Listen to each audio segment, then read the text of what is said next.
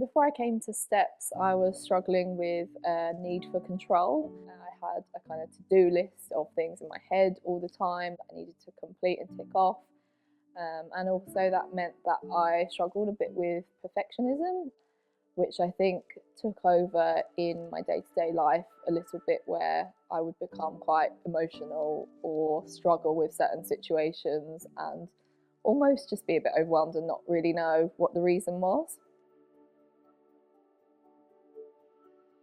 I found that it was a really practical way for me to start to understand what that need for control meant in terms of the things that I was holding on to, the things that I needed to surrender to God, the areas where I perhaps wasn't trusting Him. It just gave me a new mindset or a new outlook, I suppose. And I would say that it was through very small changes in my life and small changes in my thought patterns where I started to notice that I was changing and starting to release that need for control.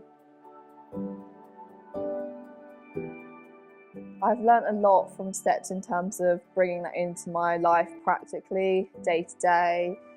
We talk about things like taking a daily inventory of your actions, the things that you've been thinking during the day, where there's been moments where you've done really well, or perhaps moments where you can work on for next time. But there's a lot of grace in the process.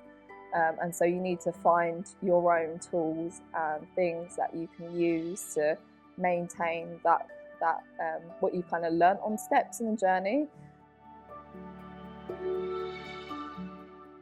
Yeah, working through Steps has definitely brought me closer to God in my relationship with Him, in terms of how I see Him, how I think He sees me as well.